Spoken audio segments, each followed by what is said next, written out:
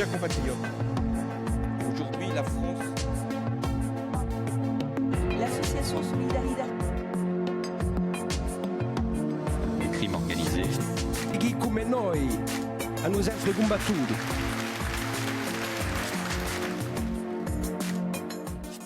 Bonsoir à tous et merci de nous rejoindre pour ce nouveau numéro de Contraste sur France 3 Corse et RCFM, une émission réalisée en partenariat avec le journal Corse Matin. Notre invité ce dimanche est patron de camping depuis 36 ans sur la côte orientale. Il préside la Fédération Corse de l'hôtellerie de plein air depuis sa création en 2008. Il s'agit de Bernard Cabot. Et vous siégez également au sein de la Fédération nationale, la FNHP. Bonsoir, merci d'être avec nous. Bonsoir. Alors en Corse, vous comptez 52 adhérents qui représentent plus de la moitié des capacités d'hébergement de plein air. Le camping dans l'île offre la première force d'hébergement avec 45% des hébergements et 4 millions de nuitées en moyenne par an. Pour évoquer ce thème et au-delà le tourisme en général, sa place dans l'économie, son développement, j'accueille nos partenaires. Julie Cuiligi-Orlandi, bonsoir. Bonsoir. Au Corse Matin. Et à vos côtés, un habitué de l'émission, Patrick Vinciguer, per Vreguan Samora. Buonasera. Bonsoir. Alors pour débuter ce débat, l'Agence du tourisme de la Corse a dévoilé vendredi sa campagne de communication et de promotion pour la saison. 3 millions de touristes en moyenne depuis 2009 enregistrés. Oui. Un contexte plutôt favorable au niveau international pour les questions de sécurité qui favorise aussi la destination corse. Alors comment jugez-vous la stratégie territoriale au pouvoir en matière de tourisme ? Depuis le changement de régime, on va dire, j'ai connu donc plusieurs présidents, présidentes de l'ATC. Il n'y a pas un changement radical. Il y a plutôt une continuité, ce qui est très bien. On continue à promouvoir la destination corse au travers de ce clientèle classique. Essentiellement, on a encore une majorité de Français qui viennent nous rendre visite, mais aussi beaucoup de gens du Nord, de plus en plus. On essaye de récupérer les Italiens qu'on avait un peu perdus, mais on le fait activement. Voilà. Donc, depuis l'arrivée des nationalistes en décembre 2015, il n'y a pas eu d'inflexion dans cette politique, par exemple, visée à un tourisme plus identitaire ? Alors, le tourisme identitaire, c'est une chose que nous essayons de promouvoir, même sous l'ancienne mandature, finalement. On a tout intérêt à expliquer à nos visiteurs, à nos clients et à nos amis touristes qu'on ne peut plus bronzer idiot comme on faisait il y a 50 ans.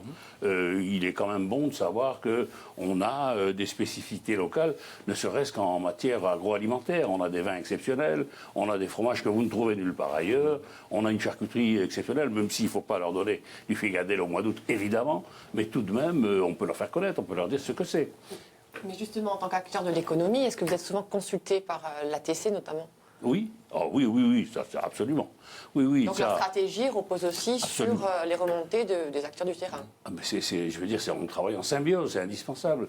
On fait partie des différentes commissions, les commissions de promotion et la commission de l'Observatoire du tourisme. Les campings sont indispensables. Nous sommes la première force d'accueil. On a 60 000 lits dans les campings. Donc c'est plus que l'hôtellerie, c'est bien, voilà. Pour en revenir à ce que vous appelez le changement de régime, cette méfiance des nationalistes vis-à-vis du tourisme que l'on connaît dans le discours traditionnel, on ne la retrouve pas, cette méfiance dans la politique de l'ATC, de l'Agence du tourisme de la Corse ? Écoutez, non, parce que d'abord, il y a beaucoup de nationalistes, comme vous dites, qui sont dans ce métier-là. Et qui le font très honnêtement et très courageusement. Non, c'est un... Si vous voulez, on est passé depuis maintenant de nombreuses années, plusieurs dizaines d'années, du mal nécessaire. On en a bassiné pendant des années. Le tourisme est un mal nécessaire, pas du tout. Le tourisme, c'est pas un mal, c'est un bien. Et j'allais dire presque indispensable. C'est 31% du PIB. Comment vous faites si vous supprimez ça ? C'est pas possible. Actuellement. Vous le disiez, c'est en gros un tiers, entre 24 et 31 selon les chiffres du PIB. Oui, si vous prenez le transport... Le reproche qui est fait justement, c'est de ne pas structurer véritablement, notamment en matière d'emploi, des emplois saisonniers, précarité. Quelle est la réponse que vous apportez ? C'est très compliqué d'arriver à payer quelqu'un qui va bosser 6 mois pendant 12 mois. Si vous avez la solution, messieurs, dames, Bah, la solution, donnez-la-moi. La Moi, solution, je l'ai c'est pas. l'allongement de la saison, mais Évidemment, mais c'est ce que nous faisons. Mais c'est notre souhait. C'est ce que vous essayez de faire. Nous le faisons en nous équipant, c'est-à-dire en investissant dans nos entreprises pour donner la possibilité à des gens qui viendraient, par exemple, au mois d'avril, eh bien, de ne pas souffrir du froid parce qu'ils sont dans des petits chalets, des petits bungalows. Également, vous savez très bien, les emplacements nus dans les campings sont pratiquement vides à partir de la fin août. Pourquoi? Parce qu'en septembre, il fait froid. Il peut faire froid, il ne fait pas toujours froid. Mais par contre, les emplacements qui sont équipés d'un logement locatif, ceux-là, ils fonctionnent 6 mois, voire plus. Alors c'est ce que nous essayons de faire. Vous avez une cinquantaine d'employés chez vous, par exemple. Oui. Combien sont employés à l'année? Alors on a 12 emplois à l'année et le reste, ce sont des saisonniers. Voilà. Et parmi ces saisonniers, est-ce que vous avez des travailleurs détachés? Non. Non. En tout cas, pas chez moi, mais il y a certaines structures que je connais qui ont des travailleurs détachés. Ce n'est pas le cas chez moi. Et Donc vous avez- des travailleurs qui viennent de l'Europe entière et qui sont payés, les cotisations versées sont les cotisations du pays oui, d'origine. non, hein. ça n'existe pas chez moi. Et en général. Chez vous, mais ça existe dans le secteur touristique. Là, on parle du tourisme en pas général. beaucoup. Ça Il y a existe. pas mal, quand même de travailleurs détachés. Il y en a. Ouais, je ne peux pas vous dire non, il y en a. Bien sûr qu'il y a quelques Roumains, je connais, mais enfin, moi par exemple, j'ai un pizzaiolo qui est roumain. Voilà.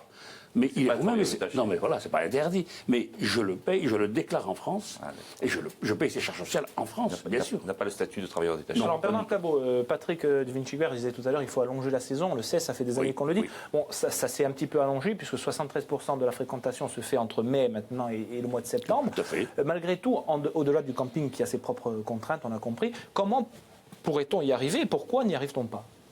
Alors, pour y arriver, il faut d'abord bien comprendre la volonté de nos clients. Qu'est-ce qu'ils recherchent? Qu'est-ce qu'ils veulent? Et de plus en plus, les clients qui viennent en Corse, ils veulent trouver des animations pour leurs enfants parce qu'il n'y a rien de pire qu'un ado qui s'embête dans un établissement parce que les parents partent. Vous savez, c'est les enfants qui commandent aujourd'hui. Ça a été très long, même pour moi, à comprendre. J'ai essayé pendant des années de faire plaisir aux parents, jusqu'au jour où je me suis aperçu que c'était aux enfants qu'il fallait faire plaisir. Parce que c'est les enfants qui fixent, si vous voulez, les parents qui sont embêtés par leurs ados, qui s'ennuient, mais ils restent 2 jours au camping et puis ils se cassent, ils vont ailleurs. Voilà. Donc vous avez repensé le camping tout simplement? Absolument, depuis maintenant une dizaine d'années. On a repensé, et pas que moi, hein, beaucoup de gestionnaires d'établissements comme le mien ont compris qu'il fallait mettre des toboggans, des piscines. Vous savez combien ça coûte une piscine hein, dans un grand établissement? C'est une fortune. Bon, des piscines, des toboggans, des jeux aquatiques, des équipes d'animation, etc. Vous n'avez jamais songé, par exemple, à ouvrir pour les vacances de Pâques, on voit du monde en Balagne à Porto Vecchio, ouvrir votre installation, en tout cas ce qui est les bungalows, pour les vacances de Pâques, pour allonger la saison? On y a songé, c'est difficile dans la mesure où, par exemple, cette année, c'est une bonne année, cette année, on a été absolument ennuyés, le mot est faible, par les inondations qui nous ont amenés sur le rivage des dizaines de tonnes de bois mort. Et il a fallu attendre, parce que maintenant, il faut une autorisation préfectorale pour pouvoir... On va parler de ça tout à l'heure, mais par le passé, est-ce que vous avez tenté cette expérience des vacances de Pâques ou de la fin octobre? Oui, on essaye de le faire depuis, je vous dis, quelques années, pas longtemps. Mais c'est vrai que je connais des établissements, c'est pas le cas chez moi, mais je connais des établissements qui ouvrent plutôt pour accueillir une clientèle de long week-end, voilà. Justement, et alors, low cost, voilà. Excusez-moi, je vous coupe, mais par rapport à l'offre de transport, de plus en plus, c'est le développement des vols low cost. Est-ce que vous avez observé, vous, un changement par ça, de nouveaux clients qui arrivent, de familles qui profitent de longs week-ends? Alors, il y a de plus en plus de gens qui viennent en avion, ce qui n'était pas du tout le cas, moi. Chez moi, dans mon établissement que je connais bien, 98% des gens venaient en bateau. Voilà. Maintenant, on commence à voir, mais ça reste malheureusement encore à la marge. Je ne pourrais pas vous dire, mais c'est 5 à 10% de gens qui viennent en avion. Très peu, très peu.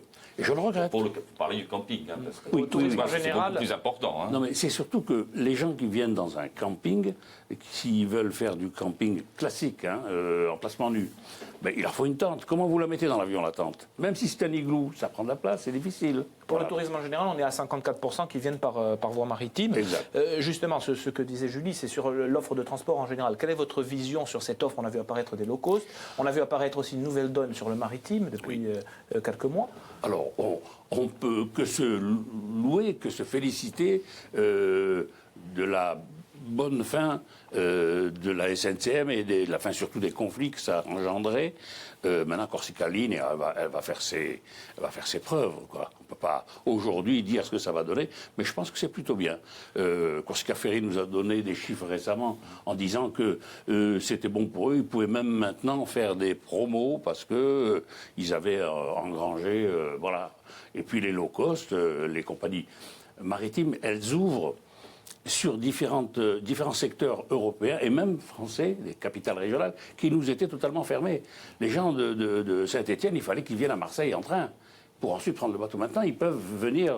Oui, ça, c'est intéressant, vraiment. Et alors, pour revenir à la question de Sébastien de tout à l'heure, qu'est-ce qui vous empêche dans ces conditions? On le voit avec l'arrivée des low cost d'avoir des saisons plus longues. Est-ce qu'il y a une réelle volonté des professionnels du tourisme d'allonger véritablement la saison? Alors, il y a une réelle volonté, oui. Jusqu'à présent, on a été un peu Quels sont squeezé. les handicaps? La Corse, le soleil, la mer, la montagne. Qu'est-ce qu'il manque? Le handicap, c'est qu'il faut quand même être prêt pour une saison. C'est compliqué. La préparation d'un établissement, comme le mien, je parlais, ça demande un gros mois de travail. Et ça demande un mois de travail pour l'hiverner. Au mois d'octobre, on bosse jusqu'à mi-novembre pour arrêter le train. C'est un train, vous savez. Vous n'arrêtez pas un train en 100 mètres. 6 mois Et pourquoi pas alors embaucher l'hiver, justement, créer de nouveaux emplois l'hiver pour préparer la saison touristique? Alors, on y songe à cette annualisation de nos contrats saisonniers. Pour l'instant, c'est trop compliqué parce que les 6 mois qui restent à payer, on a pensé à un moment donné que la région pouvait nous aider. L'État pouvait payer 1 mois ou 2 mois, la Sécu 1 mois, etc. Le mois de congé payé, nous-mêmes, payer Le CDI saisonnier, voilà, c'est ça? Voilà, CDI saisonnier, voilà. Mais pour l'instant, bon, on en parle. Mais c'est pas encore, il n'y a pas de texte, il n'y a pas de papier, il n'y a pas de document là-dessus. Voilà. Pour une dernière question sur le chapitre économique, quelle est la conséquence de l'ubérisation du tourisme? Merci de me poser cette Sur question. le tourisme en général. Je l'aurais dit sans vous, mon cher Patrick.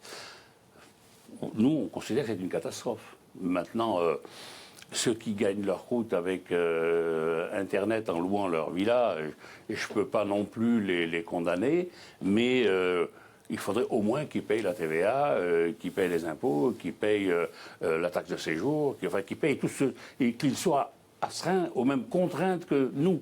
Les établissements de camping aujourd'hui sont comme abasourdis par de nouveaux textes. Il en sort 1 ou 2 tous les ans. Il faut maintenant être adapté au handicap. Vous n'êtes pas frontalement confronté à cette concurrence, même si, il faut le rappeler, un particulier pourrait mettre jusqu'à 6 emplacements sur son terrain et les mettre sur Uber. Ou oui, sur, alors c'est Airbnb, c'est Internet, voilà tout. C'est sûr qu'Internet a Vous en êtes chamboulé. victime, vous aussi, camping? Alors on commence à être impacté par ce problème, pas trop. Mais je vois sur le continent, moi, je m'occupe de la Fédération nationale. Donc quand je vais à Paris discuter avec mes amis, des présidents des autres régions, en Bretagne, en Vendée, en Charente, c'est l'horreur, quoi. C'est devenu l'horreur. Pas trop en Corse, mais ça vient. Pour les hôtels, c'est le cas. Ah, pour les hôtels, les hôtels ne bossent plus. C'est fini. Les gens préfèrent aller chez un particulier qui va leur offrir un bas de villa avec 2 chambres, un WC, une salle de bain pour 3 fois moins cher. Mais ils peuvent faire des prix, évidemment. Si vous ne payez pas la TVA, si vous ne payez pas d'impôts, etc., c'est facile.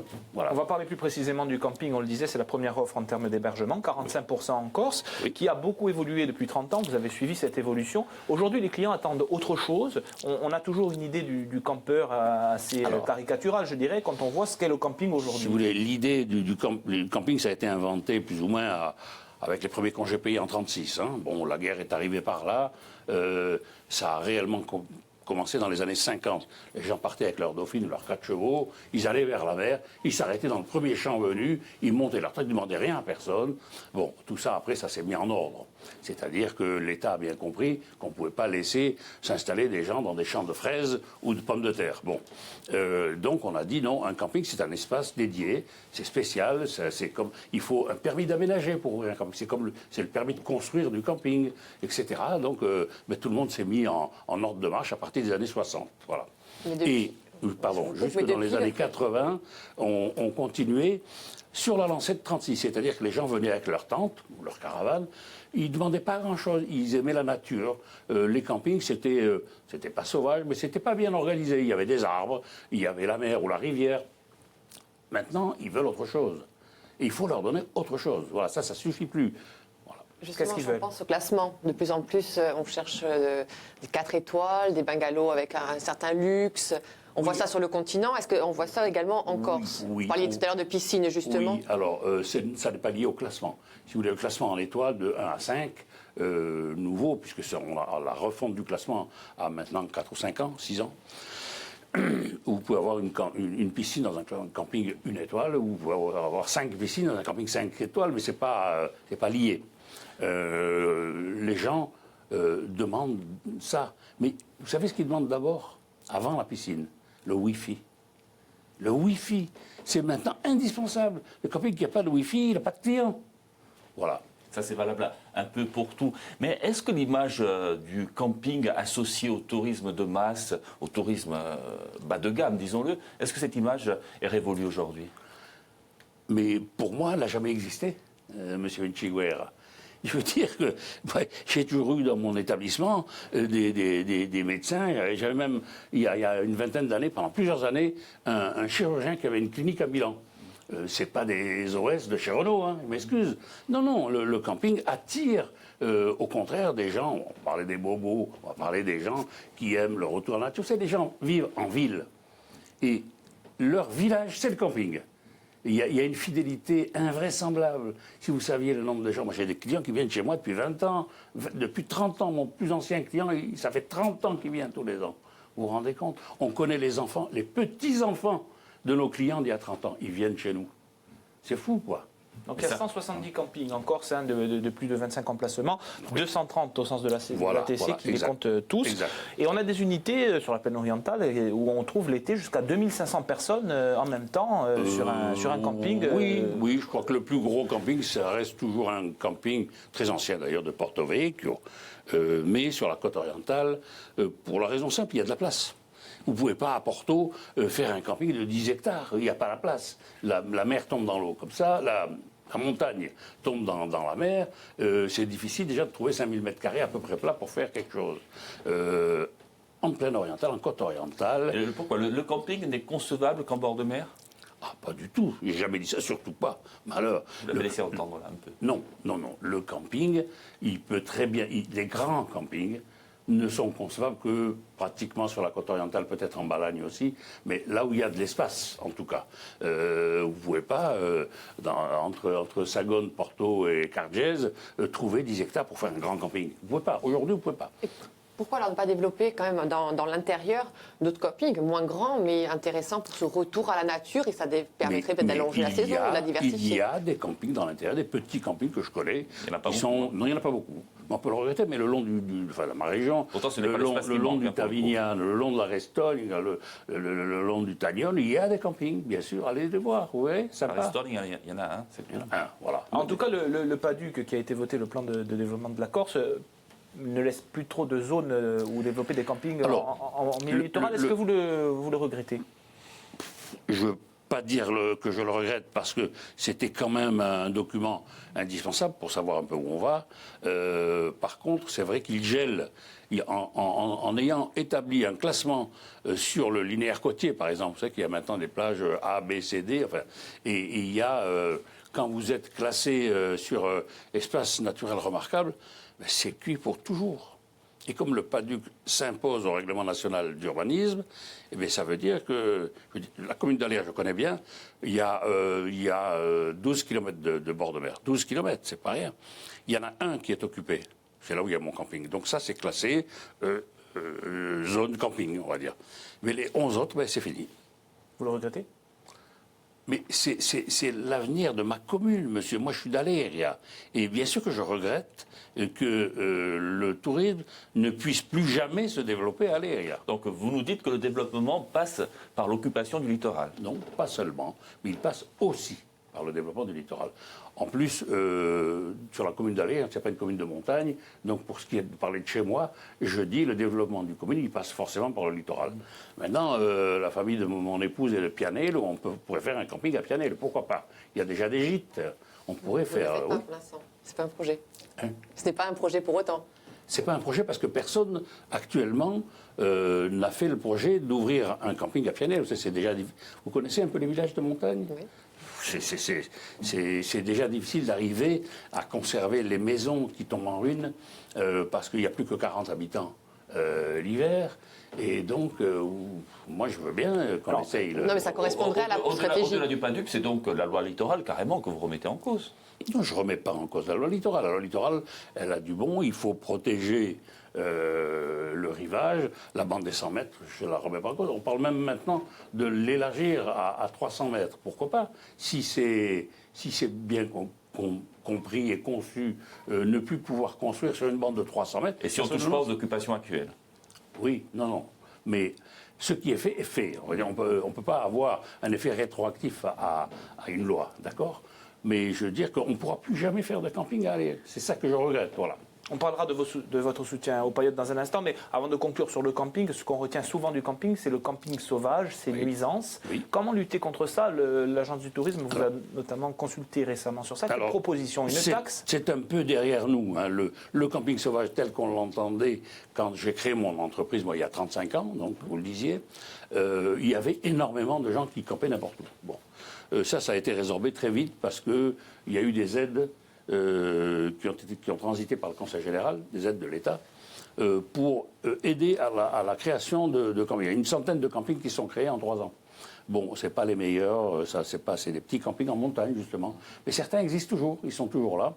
Et c'était souvent une manière pour les agriculteurs d'avoir un second métier, je dirais. Voilà. Sans quoi, non, je ne remets pas ça en cause, non. Ça pose quand même toujours un problème. On voit des déchets, notamment en Bavé, là, dans cette zone-là où il y a des campeurs sauvages qui... Le camping sauvage, alors, dans certains coins précis, vous avez raison de parler de Bavé, là, les gens qui campent la nuit au bord de route dans leur camping-car, c'est un problème de camping-car, plus que de camping sauvage. Hein. Les camping-cars pensent que c'est la liberté, c'est pour eux, qu'ils ont le droit, plus qu'ils ont acheté cher leur petit véhicule dans lequel ils peuvent dormir, ils pensent donc qu'ils sont libérés totalement d'aller dans un établissement. Ils ont tort. Il faut les taxer, comme on en pensait un instant? Ils ont tort parce que quand le maire prend la peine de pondre un arrêté municipal d'interdiction, normalement, les gendarmes, mais s'ils sont appelés par la mairie, par la municipalité, ils doivent verbaliser. Parce qu'on ne peut faire de camping que dans un camping. Voilà. La taxation des camping-cars, ce serait une bonne idée pour reprendre la question de Sébastien? Non. Non? Pourquoi? Parce que... Ça a été imaginé par certains. Hein. Ça a été imaginé par certains, pas par moi, en tout cas. Mais on a répondu à Mme Aupertuis, qui nous avait interrogé là-dessus. On s'est réunis, on en a parlé longuement. Nous pensons que faire payer par un carnet à souche un gars qui arrive avec son camping-car et lui prendre, je ne sais pas moi, 20 € par nuit ou 50 € par nuit multiplié par 15 nuits, et en lui disant, écoutez, on va vous rendre vos sous quand vous sortirez du territoire, si vous nous montrez le carnet à souche qui a été tamponné 15 fois, enfin c'est... Moi, si vous me faites ça, je pars en Espagne. Hein. Si vous me faites ça à Marseille, je ne vais pas en Corse. Comment vous allez me faire payer 20 € par jour, c'était pas ce qui était imaginé non plus. Hein. Non mais 1 €, 20 €, voilà. Je veux dire, taxer les camping-cars. En fait, vous êtes sympa avec la concurrence ou...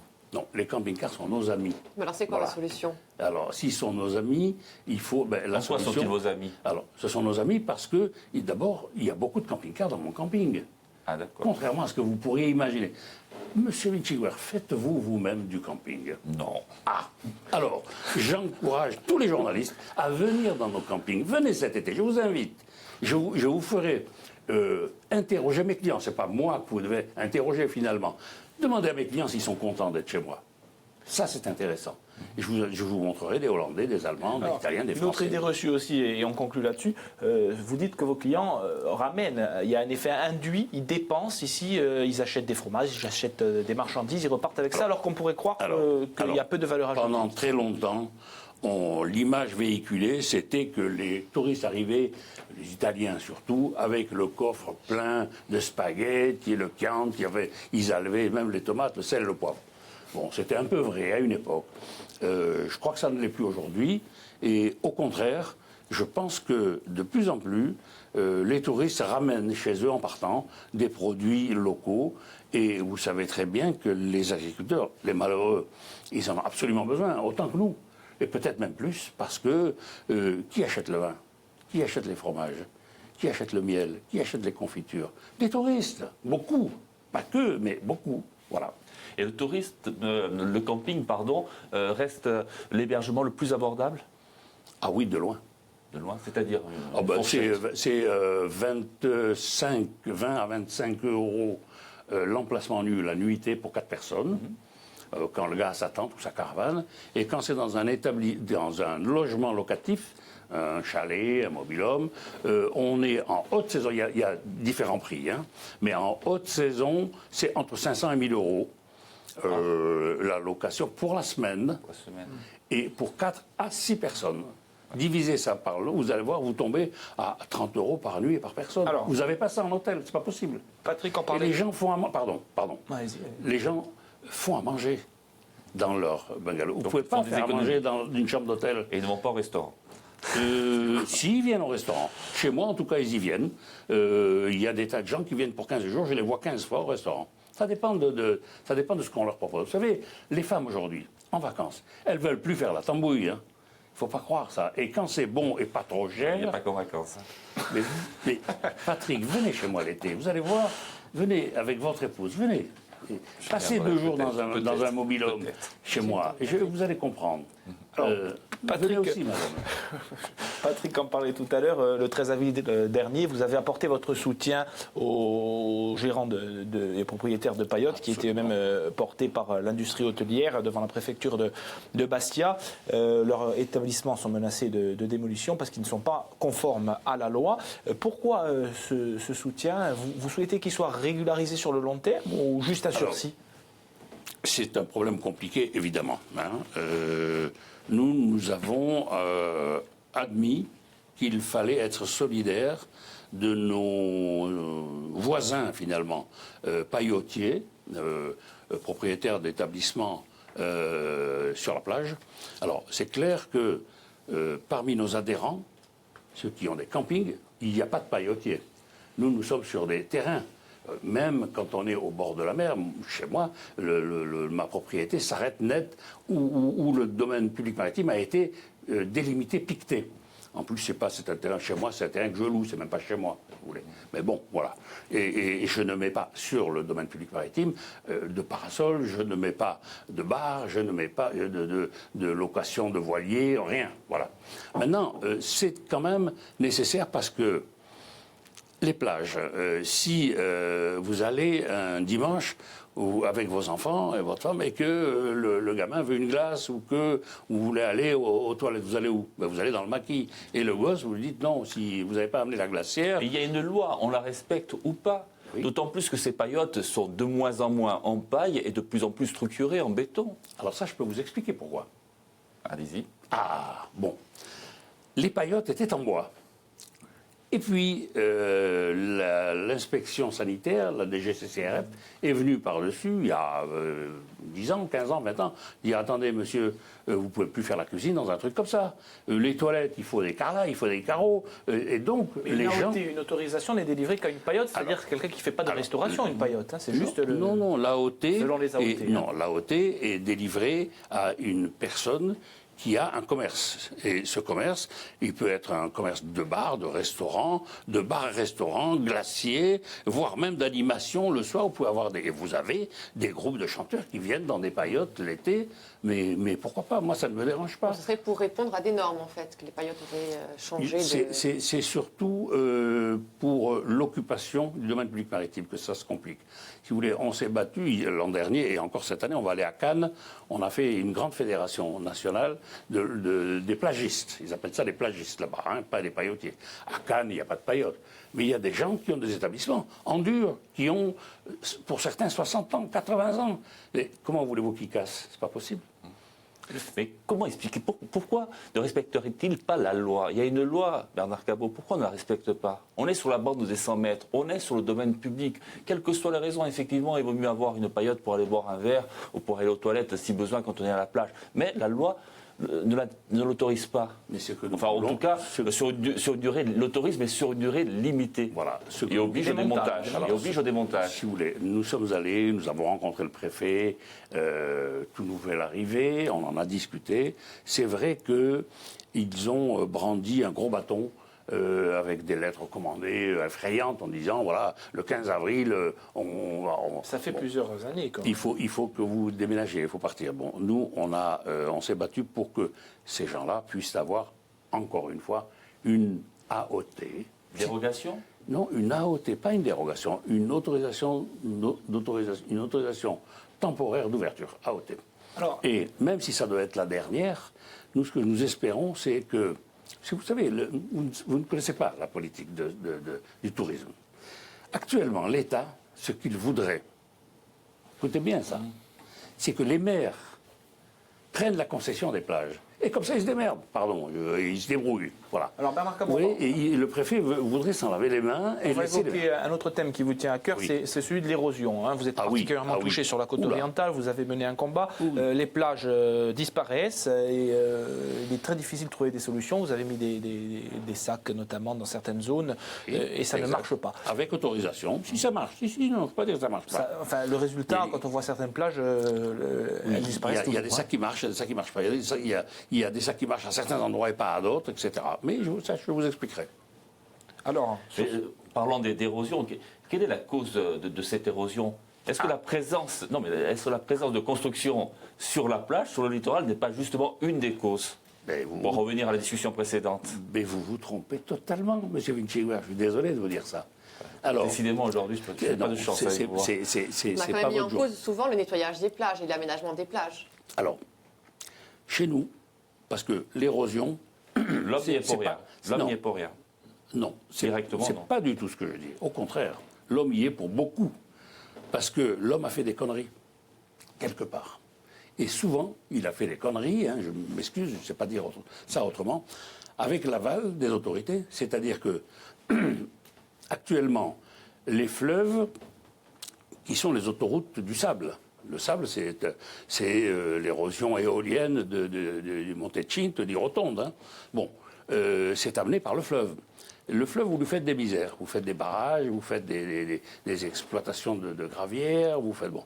Le fleuve ne coule plus aujourd'hui comme il coulait il y a 40 ans. Vous vous rendez compte? Donc, le fleuve n'amène plus le sable qu'il amenait auparavant et il n'a plus la force. Il est bouché. Le Tavidiane est absolument bouché. Voilà. Alors, on n'a pas le droit de toucher aux rivières. Il y a une agence de l'eau, mais je considère que pour autant, peut-être- vous nettoyez la plage, même si c'est très réglementé. Hein. Oui, mais j'ai nettoyé la plage pendant 35 ans sans savoir qu'il fallait une autorisation préfectorale. Maintenant, on m'a dit non, on m'a envoyé des gendarmes hein, cette année. Quand j'ai commencé à nettoyer ma plage au mois de janvier, les gendarmes ont dit mais attendez, qu'est-ce que vous faites quoi? Ben, je nettoie la plage, comme chaque année, depuis 35 ans. On m'a dit non, c'est plus comme ça. Il faut un arrêté préfectoral, avec des photos aériennes. Le retrait des avec- bois et des algues, ça Bon, peut alors favoriser j'ai l'érosion. fait ça. Bon, et j'ai attendu un mois que l'administration me donne une réponse favorable. Et donc j'ai commencé. Aujourd'hui, du fait de l'érosion, votre établissement est à combien de la mer? Alors quel établissement? Le bar Le plus proche, peut-être. à 20 mètres, 20 mètres. hélas. Alors que quand j'ai commencé mon exploitation, j'étais à 80 mètres. Voilà. Voilà, c'est 80 mètres, vous êtes dans la bande des 100 mètres. Ah ben oui, non, mais de toute façon, actuellement, tout mon établissement... D'où l'intérêt de la loi littorale également. Mais tout mon établissement est dans la bande des 100 mètres. Ça veut dire quoi? Ça veut dire que je ne peux plus construire le moindre mètre carré. Vous avez raison. Mais j'ai construit avant.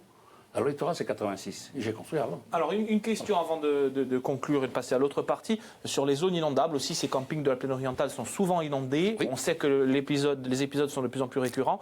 Est-ce qu'il fallait aussi les faire dans cette zone? Est-ce qu'il n'y a pas une erreur urbanistique? Et que faites-vous pour éviter le pire?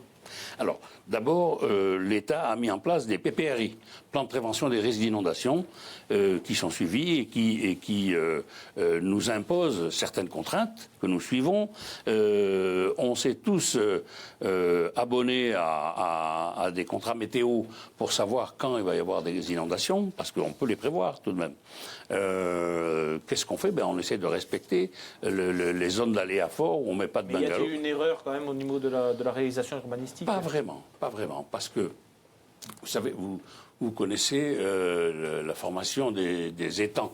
Les étangs corses sont des étangs tectoniques, c'est-à-dire que ce sont Bigoul, il y a l'étang de Diane, l'étang d'Ourbil, ce sont des effondrements tectoniques. C'est-à-dire que c'est cordon lagunaire et Padoul. Chez moi, ça s'appelle Padoulone, c'est un grand marécage.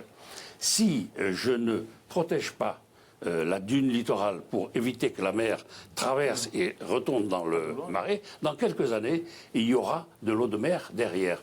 Et la nappe phréatique qui est derrière, vous en faites quoi? Parce qu'on la boit. Quand on s'installe dans un endroit qui s'appelle Padoulone, il ne faut pas s'étonner d'être inondé ensuite. Hein. Non, mais je ne m'étonne pas. Non. Alors voilà, on va passer à la suite de notre émission avec Contrabuntu.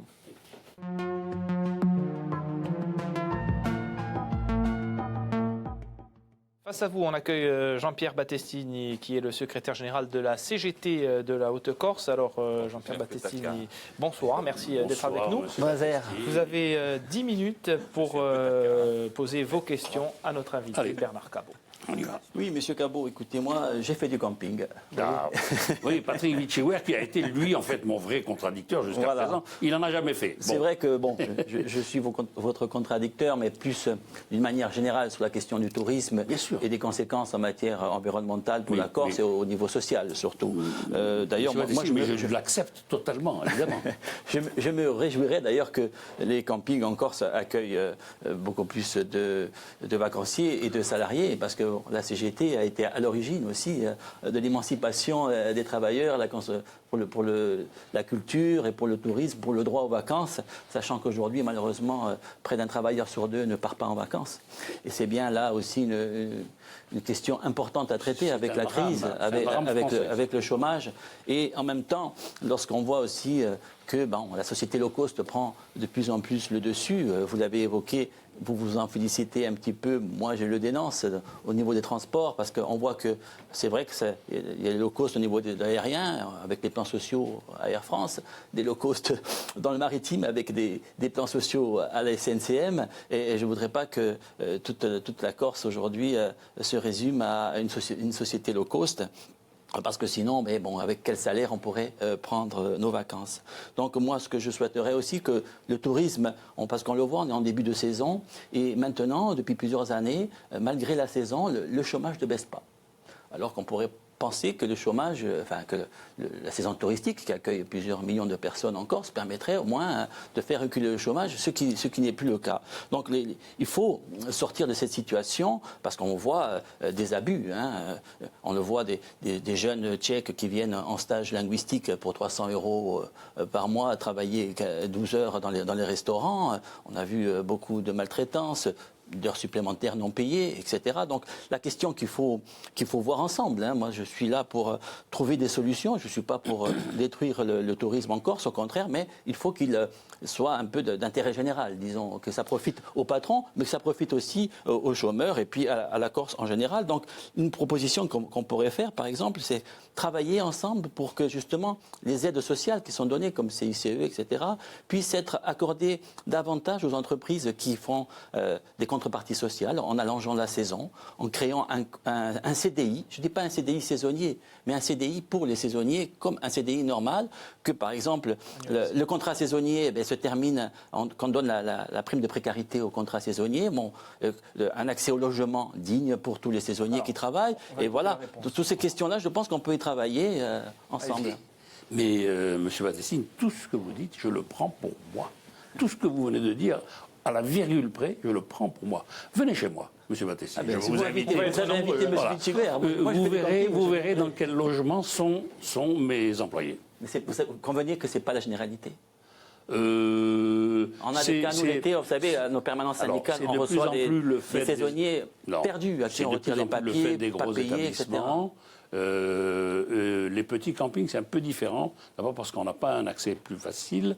Ensuite, les petits campings, et il y en a, ils travaillent en famille, hein, le papa, la maman, de la manière fille. générale, le tourisme, pas que le camping, hein, la restauration, D'accord, le commerce. C'est absolument scandaleux s'il y a des gens, des Tchèques, vous m'avez dit, qui viennent en séjour linguistique, qui sont payés 300 € par mois et qui font la vaisselle. Je suis désolé, pas chez moi. Pas chez moi, voilà. Et pas chez mes amis, en tout cas, voilà. Ça, je suis outré d'entendre ce que vous me dites. Si ça existe. Moi, ça existe. Non, mais probablement, si vous me le dites. Mais moi, je n'ai pas connaissance, parmi mes 52 adhérents, je n'en connais pas, qui exploitent de cette façon-là des travailleurs immigrés, enfin même s'ils sont européens. Quoi, voilà. Oui, parce que, voilà, donc la question, je la repose, comment pourrait-on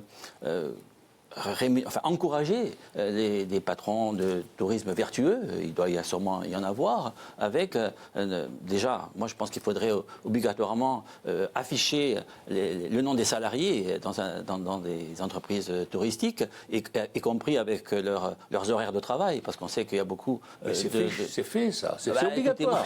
Je ne vois pas beaucoup d'endroits où malheureusement, moi, en plus les inspecteurs du travail sont peu nombreux et ne peuvent pas trop vérifier, parce qu'on va voir quelqu'un, bien sûr, on le trouve sur le lieu de travail, il nous dit qu'il est à temps plein, mais sauf que s'il n'y a pas ces horaires affichés, on sait très bien qu'il est souvent... Et puis on a vu récemment, y compris même dans un grand centre de vacances en Balagne, des propositions aussi indécentes, où on propose à une famille de venir gratuitement dans un bungalow, à condition que le père de famille puisse travailler au noir.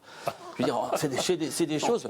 Franchement, oui, c'est... Bon, alors moi, je repose ma question. J'ai du mal à vous croire, monsieur si, j'ai vu une annonce dernièrement, et d'ailleurs ça a été relevé, y compris par la presse, où on propose, en contrepartie du soleil, pour sa famille, que le père de famille travaille dans un grand centre de vacances en Balagne. Voilà. Je ne dirai pas le nom ici, mais voilà, vous pourrez vérifier. Dites-le. Et donc, ce genre, malheureusement, de pratique, d'ailleurs, pourquoi il y a peu de Corses qui travaillent aujourd'hui dans le tourisme? Parce que on voit que les conditions de travail... Venez chez moi, il y a beaucoup de jeunes Corses. Non, mais je viendrai, parce que vous m'invitez, ne vous inquiétez pas, je viendrai. Mais bien sûr. Maintenant, c'est vrai qu'on a des difficultés à trouver, par exemple, de bons chefs de cuisine. Pourquoi? Parce que les chefs de cuisine sont très demandés. Le restaurant chez moi, vous viendrez, c'est plutôt correct. C'est pas une baraque à frites, hein, chez moi. C'est un resto. Non, mais j'ai mangé dans des campings, on mange très bien. La cuisine familiale, etc. Et nous recherchons et nous mettons des annonces en Corse, mais on ne trouve pas. Mais vous savez, monsieur, encore une fois, j'ai discuté dernièrement avec un directeur d'un lycée hôtelier qui, malheureusement, déconseille à ses élèves de poursuivre dans cette branche tellement la pénibilité et les conditions de travail sont difficiles. Vous vous rendez compte? On sait très bien que, par exemple, 8 diplômés sur 10 dans les écoles hôtelières quittent le secteur un an après, tellement les conditions de travail, les horaires, les difficultés sont prégnantes. Donc là aussi, il y a quelque chose à faire pour que justement les jeunes Corses, sauf à être patron et avoir sa boîte, mais sinon, malheureusement, ces métiers-là ne sont plus... c'est plus possible de travailler dans ces conditions. Je ne vais pas vous dire que vous avez tort, je sais que c'est pénible. Être chef de cuisine, être pizzaiolo, je l'ai fait pendant 20 ans. Travailler devant un four à bois, je l'ai fait pendant 20 ans. Moi, 7 jours sur 7, je le fais plus, j'ai 72 pas de ans. repos hebdomadaire. Mais c'est bien payé. Moi, mon pizzaiolo, actuellement, il est payé, je crois que c'est 2800 € par mois. Logé, nourri. Oui, 90% des saisonniers sont payés au SMIC. Alors, ceux qui sont payés au SMIC sont ceux qui n'ont aucune compétence. Voilà. Ils arrivent, on lui dit, monsieur, vous voulez travailler? Oui, parce que, vous savez, pour travailler l'été, monsieur, quand on est jeune, quand on a 20 ans, Oui. il y a deux choses Il n'y a pas que des jeunes de indispensables. 20 ans qui sont saisonniers Non. de plus en plus. C'est même des fois des retraités qui Mais sont obligés bien d'être sûr, saisonniers. je sais. Il y a deux choses indispensables. Il faut avoir envie, il faut avoir besoin. Alors, souvent, ils ont l'envie, mais ils n'ont pas besoin. Pourquoi? Parce qu'il y a les grands-parents, parce qu'ils sont gâtés, parce que, bon, finalement, écoutez, ça donne des résultats. vous savez, souvent, je vous parle des jeunes Corses que Il y a j'emploie. 25% des jeunes Corses qui vivent dans des foyers, des familles en dessous du seuil de pauvreté. Donc je pense que le besoin aussi pour des jeunes Corses d'avoir un travail à l'année, justement, je repose la question, comment ensemble on pourrait justement aider à étendre la saison. Moi, je suis prêt à faire des propositions pour que, après, pour ceux qui font l'effort, hein, de donner le CICE, les aides sociales, à toutes ces entreprises-là du tourisme qui étalent la saison, qui s'engagent à reconduire le salarié l'année d'après, avec une reconnaissance de qualification, une augmentation de salaire, avec une formation, avec donc les congés. On pourrait arriver à sortir de cette situation. Nous sommes en train de restructurer les branches du tourisme, vous le savez, on en a parlé. On discute avec vos représentants, CGT, CFDT, FO, etc., et les organisations patronales, nous, on essaye de mettre en place des solutions qui conviennent justement à nos employés. Mais pour l'instant, on en est loin. Mais c'est difficile, On en est mais il faut en loin. parler. Mais il faut en parler. On le voit, le chômage, on voit encore le chiffre, il y a 2 jours qui est sorti, en Corse, même si la Corse se situe au niveau de la moyenne nationale, au niveau du chômage, c'est quand même 26 000 personnes. Mais ce qui est atypique chez nous, et là où il faut vraiment s'y atteler, c'est qu'un emploi sur 2 en Corse est un emploi saisonnier ou à temps partiel ou en CDD. Ça, c'est dramatique. C'est la seule région de France avec une telle situation. Parce que le poids du tourisme chez nous est 4 fois plus important que dans toute autre région de France. Faut le savoir, ça. Il y a des régions du Sud qui ont aussi beaucoup de tourisme et qui ont moins d'emplois précaires que nous. Non, on n'a pas Montpellier, on n'a pas Nice à côté. Non, Oui. non, c'est beaucoup plus important chez nous. Oui, mais là, j'ai des justement, chiffres. mais raison de plus, Oui. raison de plus pour s'atteler à ce problème de précarité. Raison de plus pour ne pas laisser cette vous, question. organisation syndicale, et nous, organisation patronale. Pourquoi pas? Bien sûr. C'est pas interdit. Mais voilà, Et on le fait. Ça fait des années qu'on fait ces propositions, mais qu'on se heurte à un mur, on n'arrive pas. Moi, j'ai vu dernièrement, parce que je vous donnerai ce petit livre Oui. qu'on donne aux saisonniers l'été, vous voyez, Oui. parce que 70% des saisonniers ne connaissent pas leurs droits. Hein. C'est dommage. Voilà, donc, je compte sur vous pour leur donner ce petit livret. Et puis, vous voyez, sûr. un exemple, j'ai vu un chauffeur de car, hein, un chauffeur de car qui est saisonnier. Ça fait 20 ans qu'il est saisonnier. Il ne peut pas avoir de prêt immobilier pour s'acheter une maison. Le temps imparti est terminé, Voilà. vous continuerez la discussion Je au le camping donne, et de puis M. Cabot, comme je puisque vous profite êtes que demain c'est le invité. 1er mai pour justement le droit du travail, Voilà. j'invite tous les Corses à venir manifester. Allez-y, merci. On viendra, monsieur On Baptiste, accueille on continuera à maintenant discuter. les journalistes pour le débriefing. Voilà. Merci. Retour de Patrick et de Julie pour ce débriefing. Maintenant, je sais que vous allez venir cet Ah, été, bon, vous êtes obligés. là. Ouais, sans doute, sans doute. Je commence, Sébastien. Alors, difficile d'être très original quand il s'agit de parler de tourisme, qui plus est avec un professionnel du tourisme. Je ne pense pas particulièrement à vous, Bernard Cabot. Le sujet est en effet un marronnier, un sujet rebattu. On a le sentiment d'entendre le même refrain depuis 30 ans, qu'il n'y a pas assez de touristes, ou si le nombre de touristes augmente. Je ne vous ai pas dit ça, C'est monsieur le Schubert. chiffre, Oula. c'est le chiffre d'affaires qui est en baisse, je parle du tourisme en général. Hein. Bref, jamais content, toujours à peu près les mêmes lamentations. Et le ton jovial, votre ton sympathique, Bernard Cabot, ne change pas grand-chose au message. L'optimisme est rarement de mise. C'est souvent la faute aux autres, également de l'État, hein, qui empêche de construire tranquillement sur la plage.